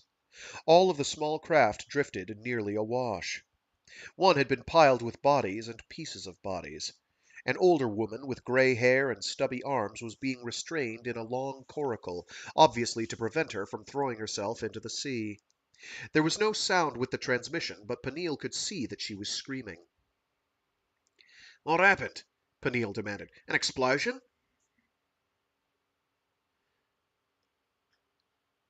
"It may have been their hydrogen plant, but we're not sure yet." That was Lonson, Peniel's day watch number 2 at the central console. Lonson spoke without turning. Peniel moved closer to the center of activity. Which island? Guimes, Lonson said. They're pretty far out, but we've alerted rescue and the pickup teams in their area. And as you can see, we've lifted scanners from the bottom. Guimes, Peniel said, recalling the last watch report. Hours away, even with the fastest rescue subs. What time are we estimating for the arrival of the first survivors? Tomorrow morning at the earliest, Lonson said. Damn it, we need foils, not rescue subs, Peniel said. Have you asked for them? First thing, dispatcher said they couldn't be spared. Space control has priority. Lonson grimaced. They would have. They would have. Easy does it, Lonson. We'll be asked for a report, that's sure. Find out if the first rescue team on the scene can spare people to interrogate the survivors. You afraid Guimes may have bottomed out? Lonson asked. Nah, it's got to be something else. Ship! What a mess! Peniel's straight mouth drew into a tight line. He rubbed at the cleft in his chin. Any estimate yet on the number of survivors? A young woman at the computer record center said, It looks like fewer than 1,000. Their last census was a little over 10,000. Lonson said, 9,000 dead? Peniel shook his head, contemplating the monumental task of collecting and disposing of that many bodies. The bodies would have to be removed. They contaminated Mermen space. And when they floated, they could only encourage dashers and other predators to new heights of aggression. Peniel shuddered. Few things were more upsetting to mermen than going out for a sledge job and running into dead, bloated islanders. Lonson cleared his throat. Our last survey says that Guimes was poor and losing bubbly around its rimline. That couldn't account for this, Peniel said. He scanned the location monitor for the coordinates of the tragedy and the approaching lines of rescue craft. Much too deep for them to have bottomed out. It must have been an explosion. Peniel turned to his left and walked slowly down the line of displays, peering over the shoulders of his operators. As he paused and asked for special views, operators zoomed in or back. The island didn't just fall apart, Peniel said. It looks as though it was torn apart and burned, an operator said. What in ship's teeth happened out there? The survivors will be able to tell us, Peniel said. The main access behind Peniel hissed open, and Karine Ale slipped through. Peniel scowled at her reflection in a dark screen. Of all the dirty turns of fate. They had to send Ale for his first report. There had been a time when... Well, that was past. She came to a stop beside Peniel and swept her gaze along the display. Peniel saw the shock sweep over her features as the evidence on the screens registered. Before she could speak, he said, Our first estimates say we'll have at least 9,000 bodies to collect, and the current is setting them into one of our oldest and largest kelp plantations. It'll be hell itself getting them out of there. We had a sound report from space control, she said. Peniel's lips shaped into a soundless aha. Had she been notified as a member of the diplomatic corps or as the new director of Mermen Mercantile? And did it make any difference? We've been unable to tune in any sound reports. Lonson said, speaking from across the room. It's being withheld, Ale said. What does it show? Peniel asked. Guimes collapsed inward and sank. Now explosion? Peniel was more startled by this than by the revelation that the Sond report was being withheld. Sond reports could be suppressed for many reasons. But islands as big as Guimes did not just collapse abruptly and sink. No explosion, Ale said. Just some kind of disturbance near the island's center. Guimes broke up and most of it sank. It probably rotted apart, the operator in front of Peniel said. No way, Peniel said. He pointed to the screens showing the maimed survivors. Could a sub have done that? Ale asked.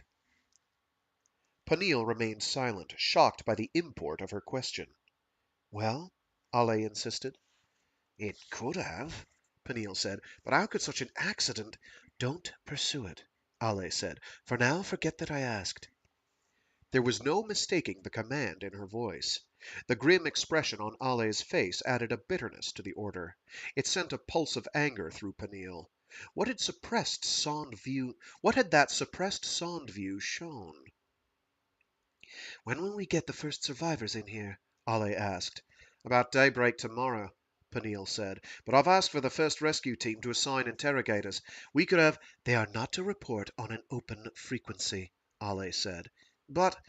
We will send out a foil, she said. She crossed to the communications desk and issued a low-voiced order, then returned to Peniel. Rescue subs are too slow. We must act with speed here. I didn't know we had the foils to spare. I am assigning new priorities, Ale said. She moved back one step and addressed the room at large. Listen, everyone. This has happened at a very bad time. I have just brought the Chief Justice down under. We are engaged in very delicate negotiations. Rumor and premature reports could cause great trouble. What you see and hear in this room must be kept in this room. No stories outside. What you see and hear in this room must be kept in this room. No stories outside. Better. Peniel heard a few muttered grumblings. Everyone here knew Ale's power, but it said something about the urgency of the situation that she would give orders on his turf. Ale was a diplomat, skilled at cushioning the distasteful. There are already rumors, Peniel said. I heard talk in the corridors as I came over. And people saw you running, Ale said. I told you it was an emergency. Yes, no matter. But we must not feed the rumors. Wouldn't it be better to announce that there's been an island tragedy and that we're bringing in survivors? Peniel asked. Ale moved close to him and spoke in a low voice. We're preparing an announcement, but with the wording delicate. This is a political nightmare, and coming at such a time, it must be handled properly. Peniel inhaled the sweet odor of the scented soap Ale used, touching off memories. He pushed such thoughts aside. She was right, of course.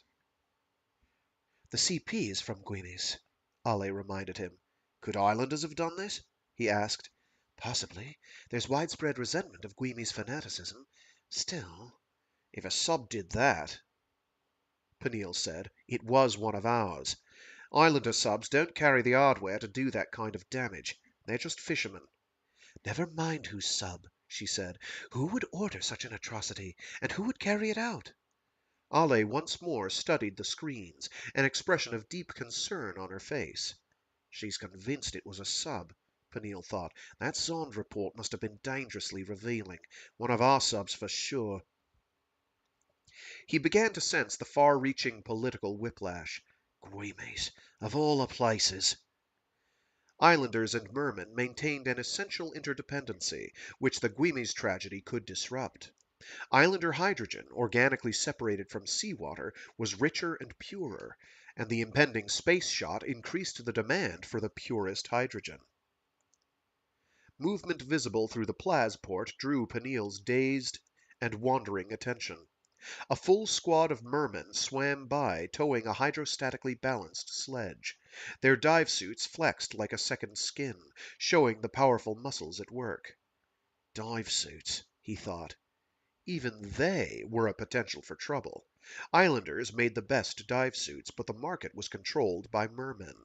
Islander complaints about price controls carried little weight. Ale, seeing where he directed his attention, and apparently divining his thoughts, gestured toward the new kelp planting visible outside the plasport. That's only part of the problem. What? The kelp. Without Islander agreement, the kelp project will slow almost to a stop. Secrecy was wrong, Peniel said. Islanders should have been brought in on it from the start.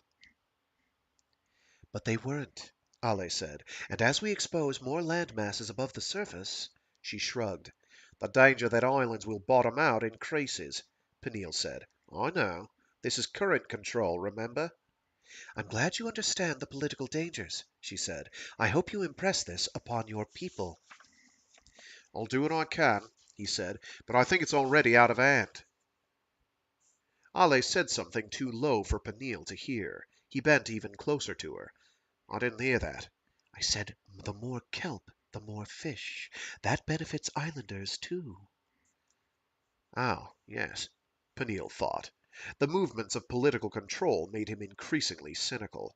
It was too late to stop the kelp project absolutely, but it could be slowed, and the Mermen dream delayed for generations. Very bad politics, that. No, the benefits had to be there for all to see. Everything focused on the kelp and the hive tanks. First recover the hive tanks from orbit, and then deal with the dreamers. Peniel saw the practicalities, recognizing that politics must deal in the practical while speaking mainly of dreams. We'll do the practical thing, he said, his voice almost a growl. I'm sure you will, Ale said. That's what current control is all about, he said. I understand why you emphasize the kelp project to me. No kelp, no current control. Don't be bitter, Shadow. It was the first time since entering current control that she had used his first name, but he rejected the implied intimacy. More than 9,000 people died out there, he said, his voice low. If one of our subs did it. Blame will have to be placed squarely, she said. There can be no doubts, no questions. No question that islanders did it, he said. Don't play games with me, Shadow. No question that islanders did it, he said. Don't play games with me, Shadow. We both know there are many mermen who will look upon the destruction of Guimes as a benefit to all Pandora. Peniel glanced around current control, taking in the intent backs of his people, the way they concentrated on their work while appearing not to listen to this charged conversation. They heard, though. It dismayed him that even here would be some who agreed with the sentiment Ale had just exposed. What had been up to now just late-night scuttlebutt, cafe chatter, and idle stories took on a new dimension. He felt this realization as an unwanted maturation, like the death of a parent. Cruel reality no longer could be ignored. It startled him to recognize that he had entertained dream fancies about the essential goodwill underlying human interactions. Until just moments ago. The awakening angered him. I'm going to find out personally who did that, he said. Let's pray it was a horrible accident, she said. You don't believe that, and neither do I. He sent his gaze across the awful testimony of those flickering screens. It was a big sub, one of our S-20s or larger. Did it dive deep and escape under the scattering layer? There's nothing definite in the SOND. There's nothing definite in the SOND report. That's what it did then. Shadow, don't make trouble for yourself, Ale said. I'm speaking as a friend. Keep your suspicions to yourself. No rumor spreading outside this room. This is going to be very bad for business, he said. I understand your concern. She stiffened, and her voice took on a coldly clipped quality. I must go and get ready to receive the survivors. I will discuss this with you later. She turned on one heel and left. The hatch sealed with a soft hiss behind him, and Peniel was left with the memory image of her angry back and the sweet scent of her body. Of course she had to go, he thought. Ale was a medic, and every available medic would be called up in this emergency. But she was more than a medic. Politics. Why did every political crisis have the stink of merchants hovering around it?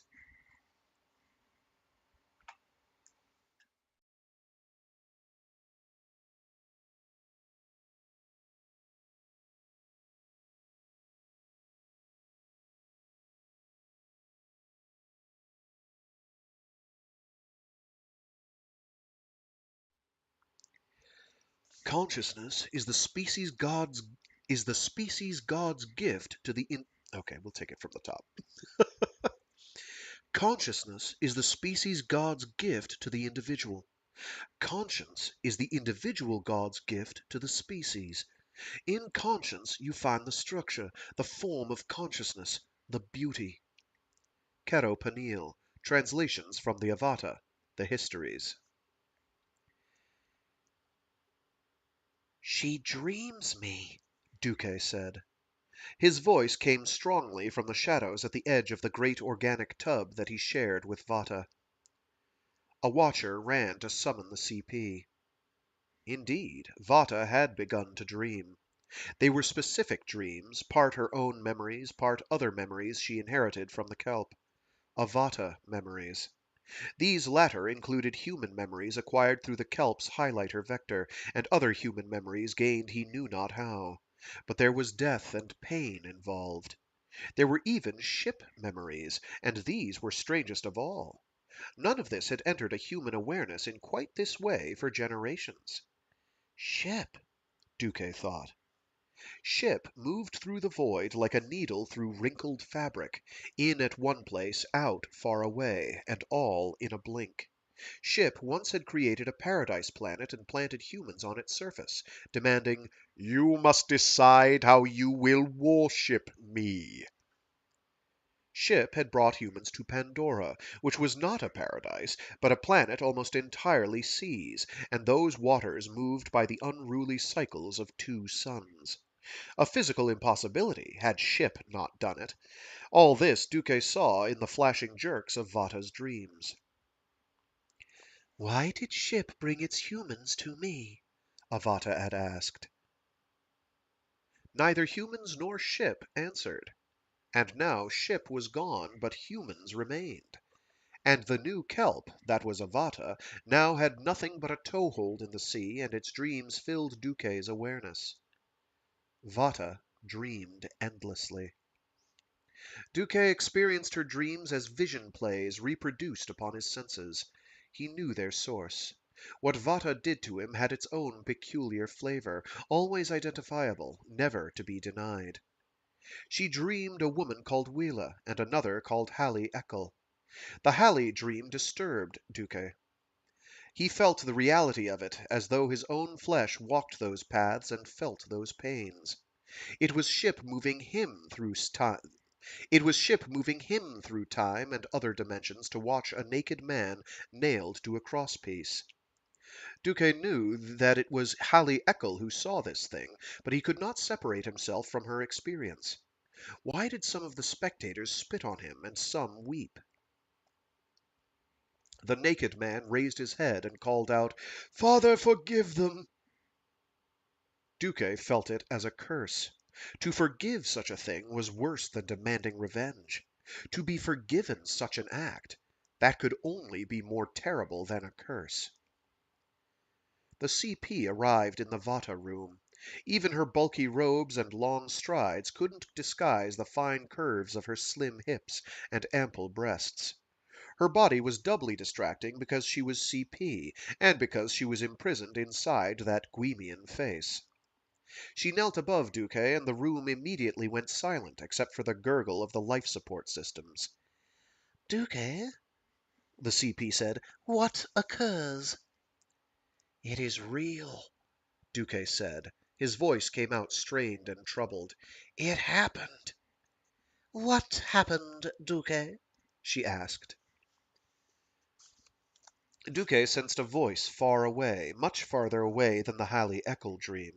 He felt Hallie's distress. He felt the ancient flesh she wore for Ship's excursion to that hill of terrible crosses. He felt Hallie's puzzlement. Why were they doing this thing? Why did Ship want me to see this? Duque felt both questions as his own. He had no answers. The CP repeated her demand. What happened, Duque? The faraway voice was an insect buzzing in his ear. He wanted to slap it. Ship, he said. A gasp arose from the watchers, but the CP did not move.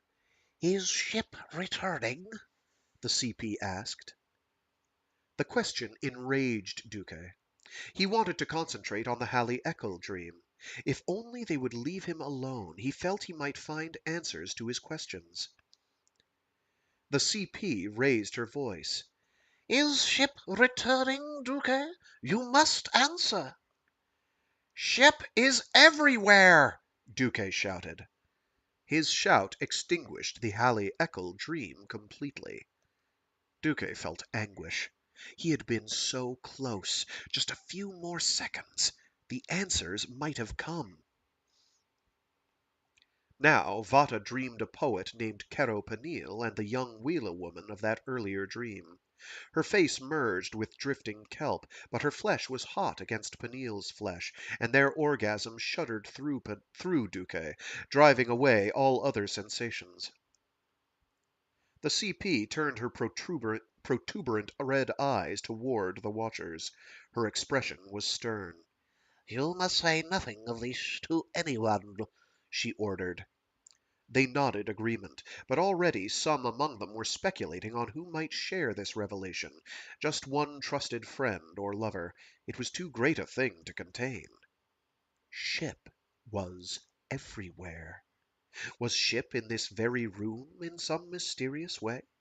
It had occurred to the CP, and she asked it of Duque, who lay half somnolent in post-coital relaxation. Everywhere is everywhere, Duque muttered. The CP could not question such logic.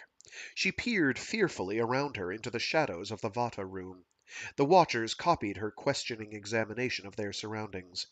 Remembering the utterance that had been repeated to her when she had been summoned, the CP asked, Who dreams you, Duque? Vata. Vata stirred sluggishly, and the murky nutrient rippled around her breasts. The CP bent close to one of Duque's bulbous ears and spoke so low that only the closest watchers heard, and some of them did not hear it correctly. Does Vata waken? Vata dreams me, Duque moaned. Does Vata dream of Ship?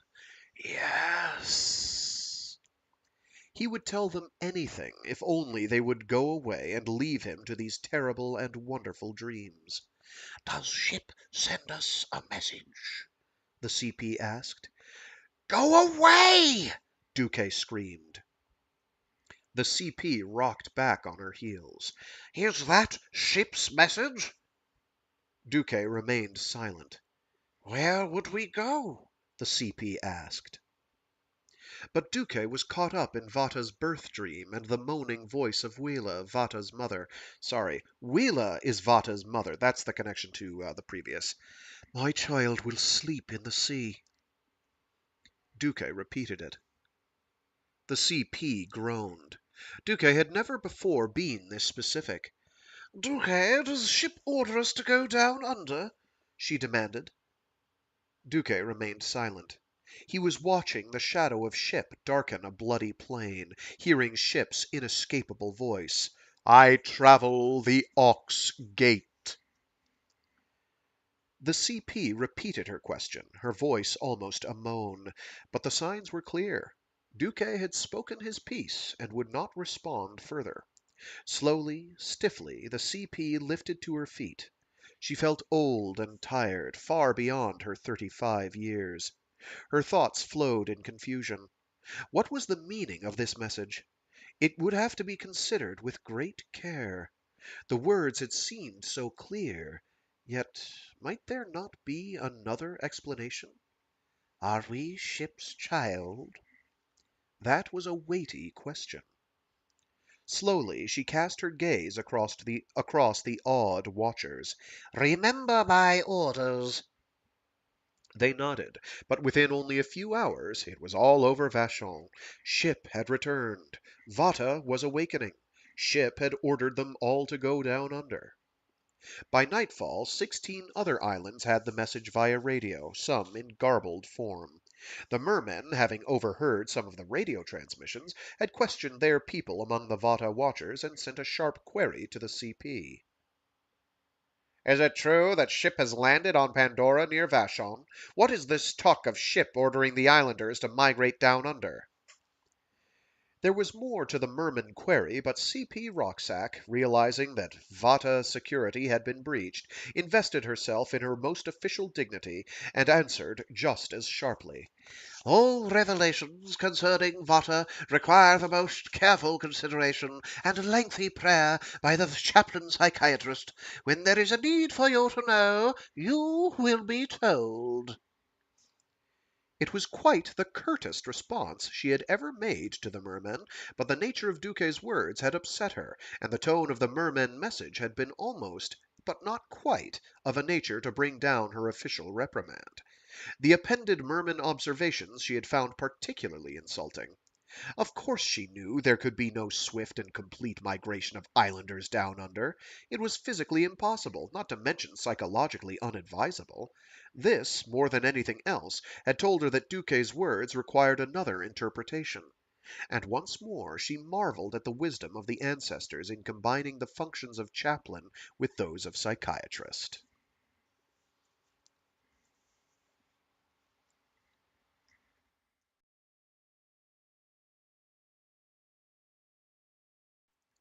And that is where we will call it for this week. Let me find a stopping point for next week here, real quick. Let me find a chapter here. Is there a chapter to be found, sir? Would you say there is a chapter here in this place? Is the chapter in the room with you? Is the chapter here with us in the room at this very time? This is the question we must all ask. There we go. Got it. Blithering and blathering aside, some place on the Twitchverse says they're named Decadent Prominence, whose account has probably been hacked or is a bot. Take your pick. Best viewers on something I can't read. Oh, sorry. No, I can read that part. I'm not going to type it in. Go take a flying leap off the shortest dock. Go, go take a jump off the coracle and may the dashers get you. Streamboo.com, which is entertaining, considering boo is the nerve runner juice that people get drunk on in the book. Anyway, that'll about do it. Um, I'm running out of cover art, so I'll do back cover art probably next week for this cover. It's nice. There's birds on it. Um, hopefully there were no technical issues. I didn't see any on my end, which is good. So yeah, right now the current game plan is to keep reading through this on Fridays. Once we finish reading through this, we will move on to Death's End by one Shixin Liu. And after we finish that, which will be the end, incidentally, of the three-body trilogy, or the Remembrance of Earth's Past trilogy, after that, we will start going through the final volume of the Pandora sequence, which is the Ascension Factor, which has a much shorter time skip. The time skip between Destination Void and the Jesus incident is theoretically infinite. It is absolutely massive, possibly. Also in another dimension, maybe, is what's implied by some of the revelations we get in the Jesus incident. The time skip between the Jesus incident and the Lazarus effect is on the order of like 300 odd years. I think it's around that, 300 to 400, I believe. And the time skip between Lazarus effect and ascension factor is it's only a couple years. It's very short. Um, it's very short. We will encounter some of the old cast again. That's how short it is. Um, quite a few familiar faces in that one actually, for various reasons. Yeah.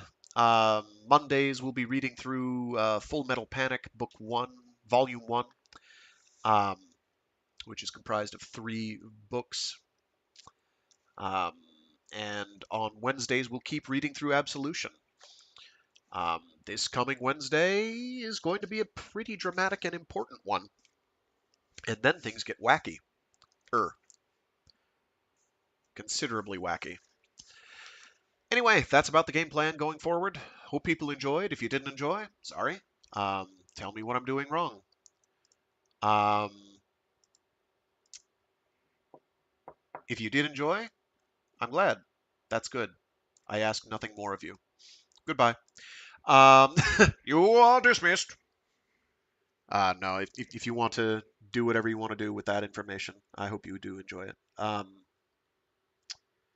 I've said it before, I'll say it again. I do these largely um,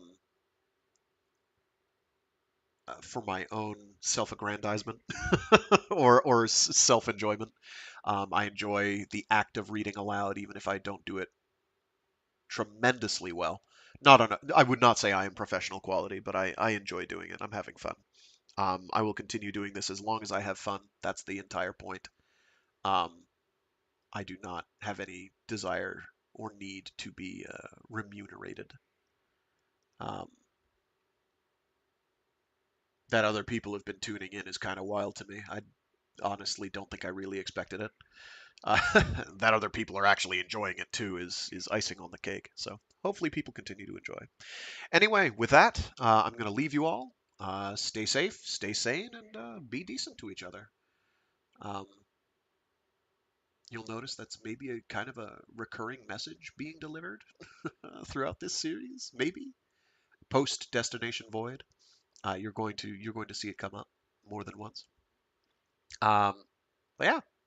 Anyway, have a good one, and I'll see you all on Monday, barring a crisis, which should not occur. I am going to have a gap at some point. Yeah, I will not be here 2 weeks, the Friday 2 weeks from now, um, on March 14th. Um, that I'm not going to be here for. But after that, it's smooth sailing as far as I know until whenever the next national holiday on a Monday is, which I will probably have to work. Um, because it's one of the only times I can really get certain specific things done. That's what happens sometimes. Anyway, until next time, toodaloo, bye-bye.